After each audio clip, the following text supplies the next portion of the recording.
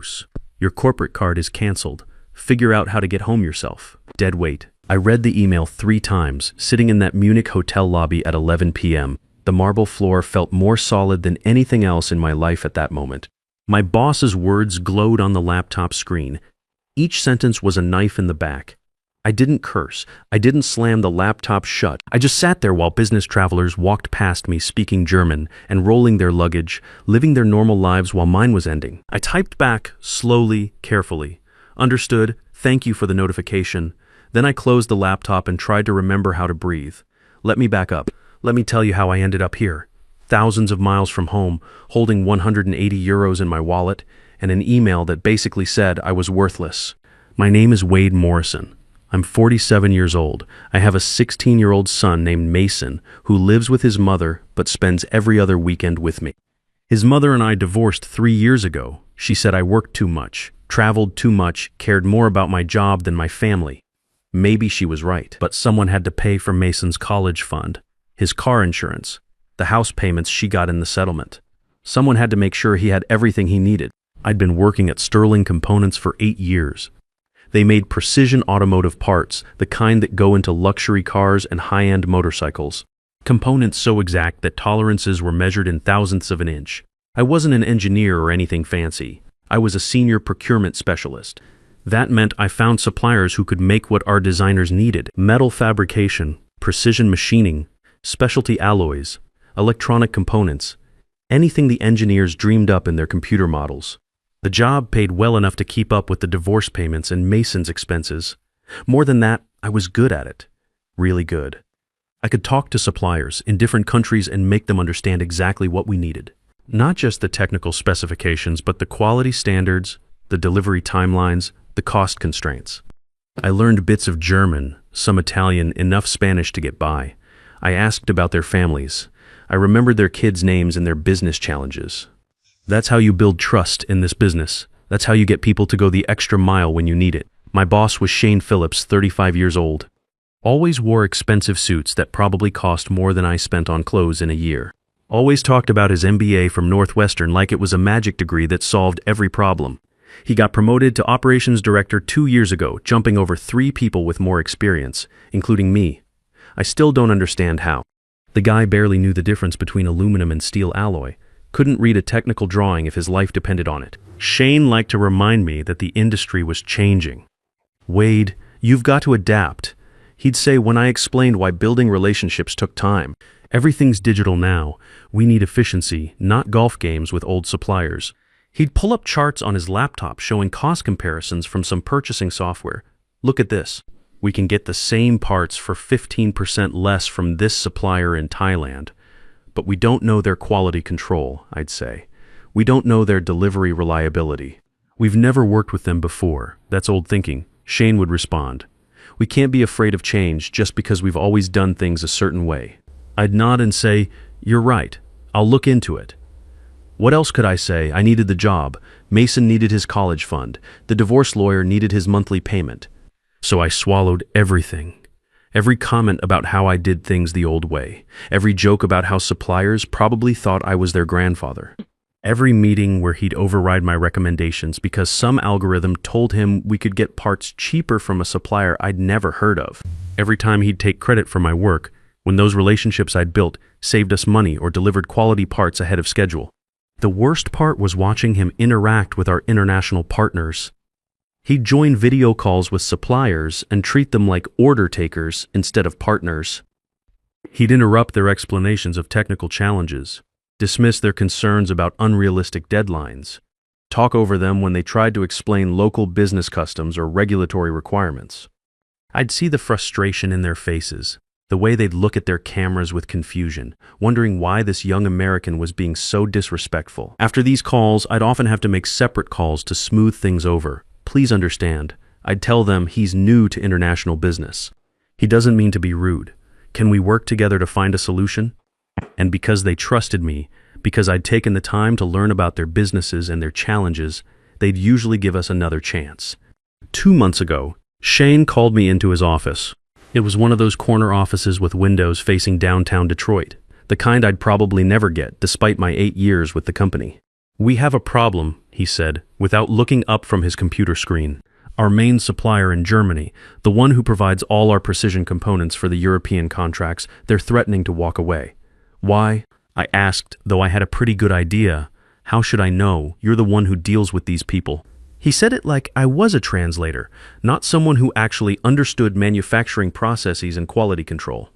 The supplier was Heinrich Weber, a 58-year-old engineer who ran Weber Precision Manufacturing, a family business outside Munich. 3 generations of precision manufacturing. They made components so exact you could measure tolerances with specialized equipment that cost more than my annual salary. Heinrich's grandfather had started the company making precision instruments for BMW back when the company was just getting started. His father had expanded into aerospace components. Heinrich had brought them into the modern automotive world while maintaining the family commitment to quality that bordered on obsession. I'd worked with Heinrich for 6 years. He was the kind of guy who would shut down production for a day rather than ship parts that were even slightly off specification. He understood that when you're making components for high-performance vehicles, close enough isn't good enough. A brake component that's off by a few thousandths of an inch could mean the difference between life and death when someone hits the brakes at 80 miles per hour. Heinrich was frustrated, and I understood why. Over the past year, Shane had been pushing for cost reductions and faster delivery times without understanding the technical challenges involved.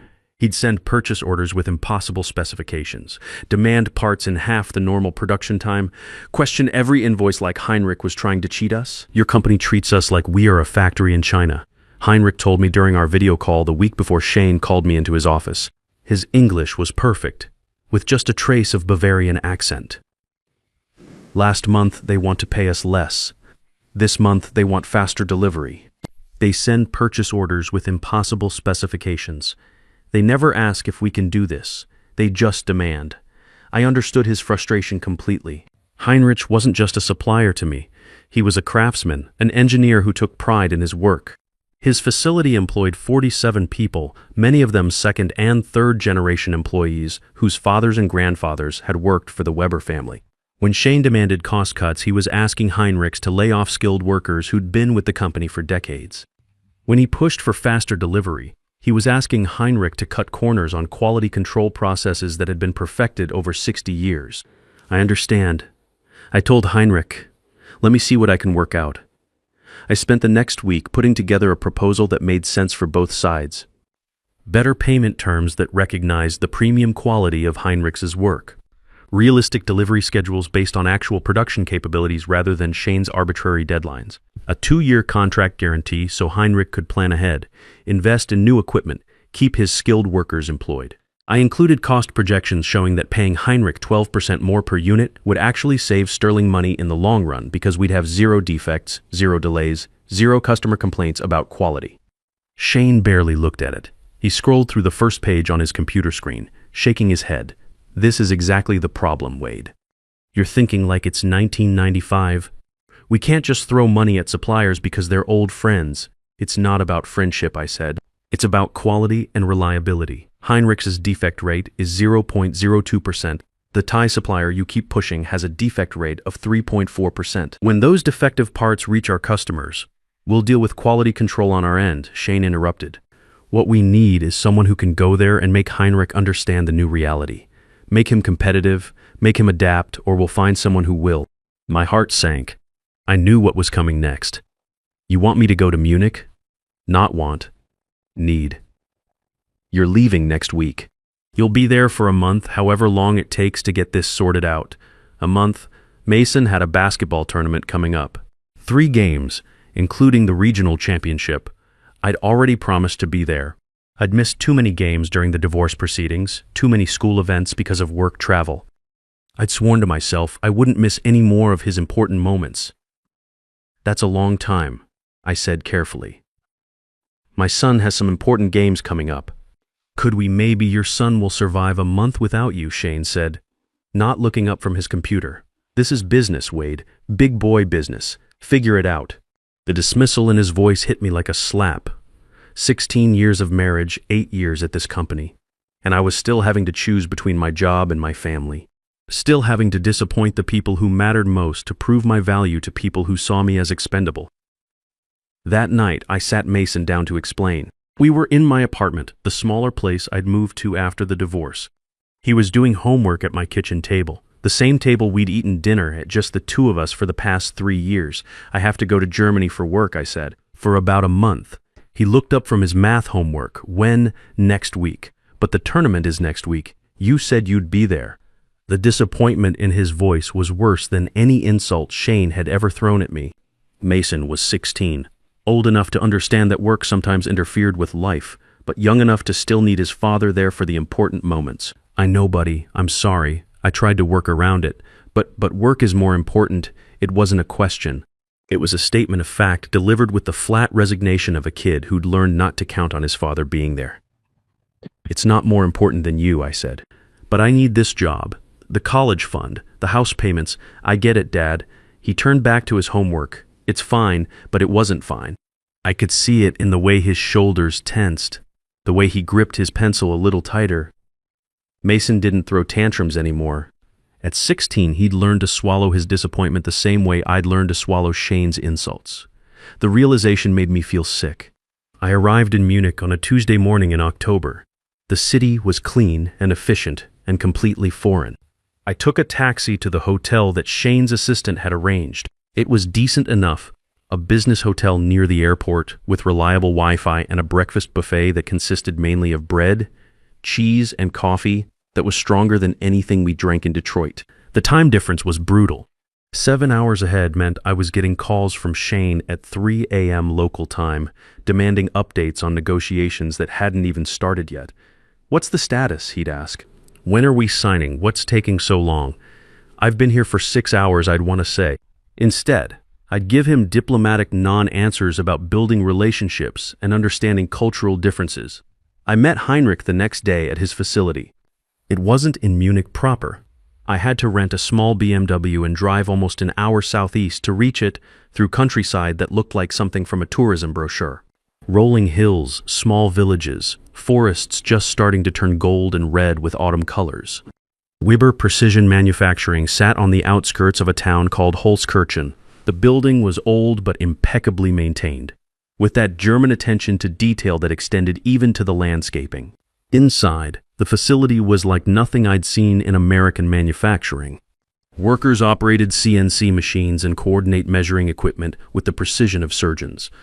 The sound was rhythmic, purposeful. There was no shouting, no chaos, no sense of people rushing to meet impossible deadlines. Just skilled craftspeople doing what they'd been trained to do, what their fathers and grandfathers had done before them. Heinrich met me in the lobby. He was tall, probably 6'2", with gray hair and hands that still showed the calluses of someone who'd worked machines before becoming management. His handshake was firm but not aggressive. "Welcome to Germany, Wade," he said. "I'm glad you're here. We need to talk." Heinrich showed me around his facility for the next hour. Every station was organized with German precision. Tools hung in exact positions, marked with outlines so workers could see immediately if something was missing. Quality control stations were positioned at multiple points in the production line, not just at the end.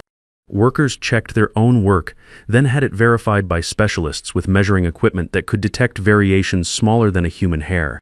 "Tell me what you need," Heinrich said when we finally sat down in his office overlooking the production floor. "I need you to keep working with us," I said honestly, "but I also need you to tell me what's not working for you." We talked for hours that first day. About specifications that changed without notice, about payment terms that stretched longer every quarter, about Shane's demands for cost reductions that would require Heinrich to compromise the quality standards his family had maintained for 60 years. "Your boss," Heinrich said carefully, choosing his words with the precision he applied to manufacturing. "He speaks to us like we are robots, like our experience means nothing, like we should be grateful for any business you give us." "I know," I said quietly. "He's young. He thinks business school taught him everything he needs to know about manufacturing." Heinrich's wife Ingrid joined us for lunch in their small company cafeteria. She was a handsome woman in her mid-50s who managed the administrative side of the business with the same attention to detail her husband applied to manufacturing. She brought us plates of schnitzel and sauerkraut and bread that was still warm from the local bakery. "Your boss, he calls us last month," Ingrid said as we ate.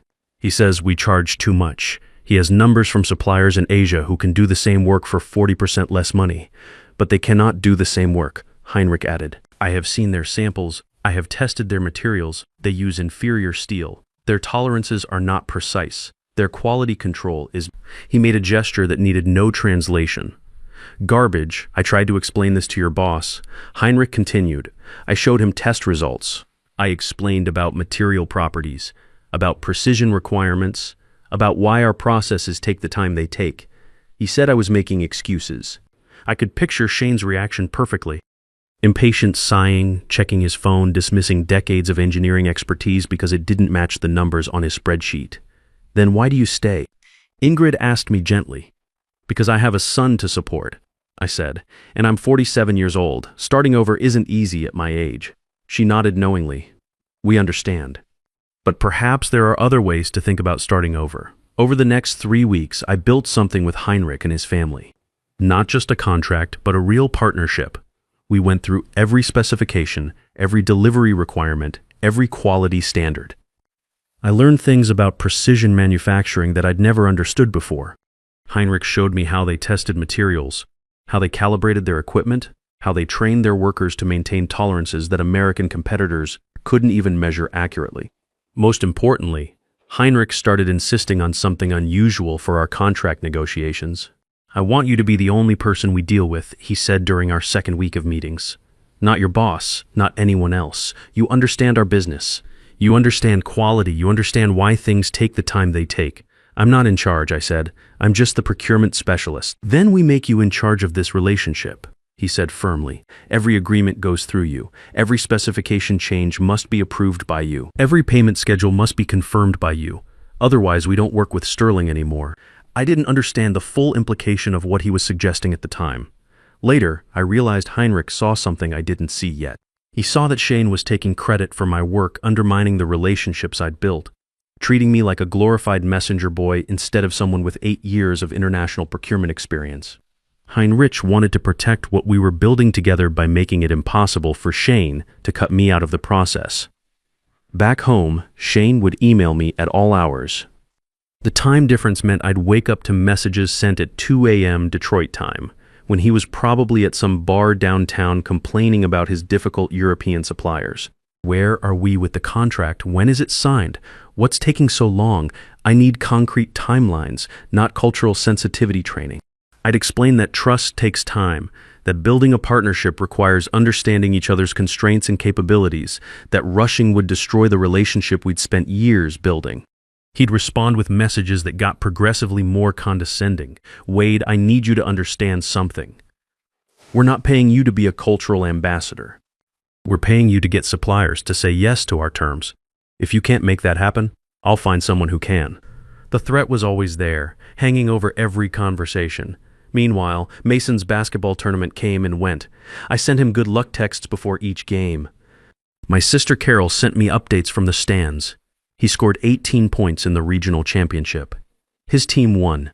I watched the final minutes on a grainy live stream on my laptop in a German hotel room at 2 a.m. local time, cheering silently so I wouldn't wake up other guests. Dad, we won. Mason called me after the game, his voice high with excitement. That's amazing, buddy. Tell me everything.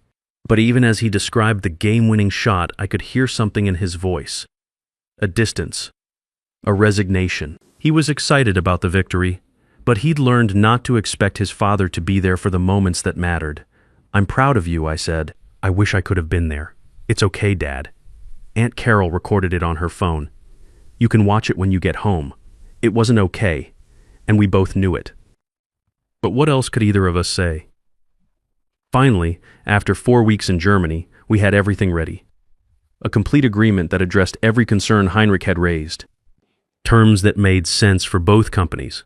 A partnership that would bring Sterling $9 by $2 million worth of precision components over 18 months. Enough high-quality parts to fulfill all our European contracts and expand into new markets. Heinrich's facility would benefit from steady, predictable work. Sterling would benefit from zero-defect components delivered exactly on schedule. Our customers would benefit from products that met specifications so precisely they'd never have to worry about quality issues. Everyone would win. It was the kind of deal that justified my 8 years at Sterling, my 4 weeks away from Mason, all the cultural bridge building and relationship management that Shane dismissed as soft skills. The signing was scheduled for a Thursday morning. Heinrich wanted to do it properly, with his whole family and key employees present. He treated it like what it was, a milestone that would determine the future of his family business and the 47 people who depended on it for their livelihoods. I was proud of what I'd built, genuinely proud. For once in my career, I felt like I'd done something that mattered, something bigger than just surviving corporate politics and quarterly reviews. That Wednesday evening, I was in the hotel lobby checking my emails one final time when Shane's message appeared. The subject line was workforce optimization, immediate action required. My blood went cold before I even opened it. We're cutting you loose. Your corporate card is canceled. Figure out how to get home yourself. Dead weight. The industry is moving toward automated procurement systems. Your position has been eliminated effective immediately. Do not contact clients or suppliers. All company property must be returned upon your return to Detroit. I stopped breathing. I read it again, then again. No explanation beyond corporate buzzwords. No acknowledgement of the 4 weeks I'd spent building something valuable. Just those words sent at 11 p.m. local time while I was preparing for the most important meeting of my career. I checked my corporate credit card through the banking app. He wasn't lying, it had been canceled. I had 180 euros in my wallet and some loose change. My return flight was booked using the company travel account. I had no idea if that was still valid.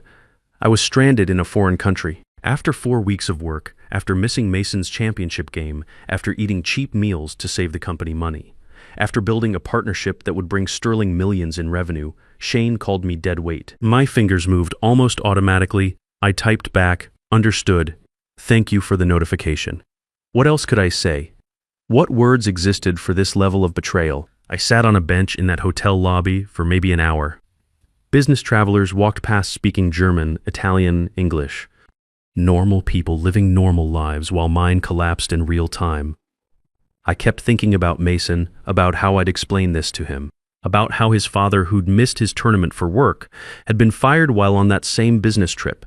Then something shifted inside me, not anger exactly. Something colder, clearer.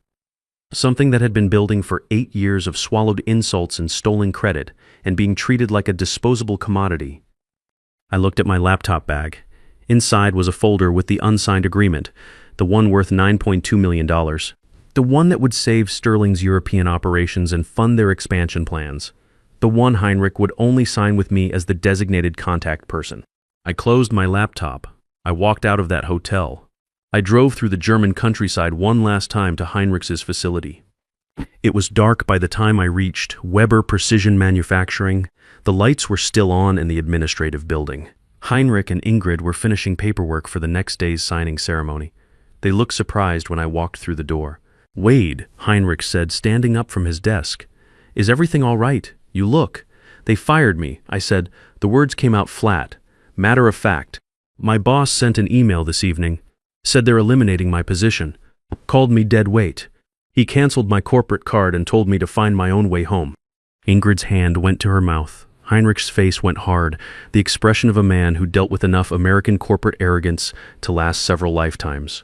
"After everything," he said quietly. "After 4 weeks, after you worked so hard, after you built something good for both companies. Yeah, where will you stay tonight?" "The hotel if my card still works. I have about 180 euros cash. Enough for maybe 2 more nights if I'm careful." Heinrich exchanged one of those wordless conversations with his wife that married couples master over decades. I could see them making a decision. "The signing tomorrow," Heinrich said. "Finally, what do you want to do?" That's when I realized something important. Heinrich wasn't asking if the signing would happen. He was asking what I wanted to happen. For the first time in 8 years, someone was treating my opinion as if it mattered. "What do you mean?" I asked. "This agreement," he said, gesturing to the papers on his desk. "It's written with your name as the primary contact. You are the relationship manager. You approve all specifications, all delivery schedules, all quality standards. Sterling must deal with you to get our components. That's what we negotiated." "That's what the contract says, but I don't work there anymore." "Exactly," Heinrich said. "So why would I sign an agreement with a company that just fired the only person I trust to manage it?" The weight of what he was saying hit me slowly. The agreement wasn't just about me being a contact person. It was legally binding language that made me the required intermediary for the entire partnership. Without me, there was no deal. Heinrich had built this protection into the contract deliberately, foreseeing exactly what had just happened. They'll send someone else. I said, they'll try to renegotiate. Let them try, Heinrich said. I won't speak to them. My family won't speak to them. We spent 4 weeks building this relationship with you, not with that arrogant young man who treats us like factory workers in China. But what about Apex Automotive? I asked. Didn't they contact you about a partnership? Heinrich smiled, but it wasn't a happy expression. It was sharp, calculating. Apex has been calling us for almost 2 years, he said. Better prices, better payment terms, more respect for our capabilities. We always said no because we had a good relationship with Sterling, but Sterling just proved they don't value relationships. You'd really walk away from $9 and $2 million? The money isn't walking away, Ingrid said gently. It's walking to someone else, someone who treats people properly. I felt something loosening in my chest, something that had been tight for so long I'd forgotten it was there. There's something else, Heinrich said. Apex asked us last month if we knew anyone who could coordinate their international procurement. Someone who understands precision manufacturing and has relationships with European suppliers. He paused meaningfully. He was talking about me. I can't, I said automatically. I need to get home. I need to find another job. I have responsibilities. You need to stop letting people treat you like you're worthless, Heinrich said firmly. This man throws you away like garbage after you created something valuable for his company, and you want to rush home and find another person who will do the same thing. I have a son to support. I can't take risks. This isn't a risk, Ingrid said. This is you taking what you've earned. You built these relationships. You did this work. Why should Sterling benefit from it after they discarded you? I stared at the unsigned agreement in my hands. 4 weeks of my life, missing Mason's championship game. All those conversations, all that trust building, all the cultural bridge building that Shane had dismissed as outdated thinking. What would I need to do? I asked quietly. Heinrich's expression softened. Tonight, nothing. Stay here. We have a guest room above the office. Tomorrow morning, I'll call Apex and tell them Sterling is no longer an option for partnership. I'll tell them about you. Then I'll call your former boss and inform him there will be no signing. Shane will be furious. Good, Heinrich said simply. Perhaps he'll learn something about treating people with respect. I stayed in their guest room that night. It was small and clean, with a view of the production floor below. Ingrid brought me soup and fresh bread from the local bakery. She sat with me while I ate. My father used to say something, she told me, when someone shows you who they really are, believe them the first time. Your boss showed you exactly who he is. Don't give him a second chance to prove it. I thought about that all night. About all the times Shane had shown me his true character and how I'd ignored it because I needed the job, because I was scared, because I thought I didn't have other options. The next morning, Heinrich made his calls. First, he called Apex Automotive. Yes, this is Heinrich Weber from Weber Precision Manufacturing. We spoke about a potential partnership. Is that still something you're interested in? Excellent. I have someone you should meet. He's the best procurement specialist I've worked with. He's available immediately. Then he called Shane. I sat in Heinrich's office while he put the phone on speaker. My hands were shaking slightly, but I kept my face calm. Shane answered on the second ring. Heinrich, finally. I've been trying to reach Wade all morning. Are we all set for the signing? No, Heinrich said calmly.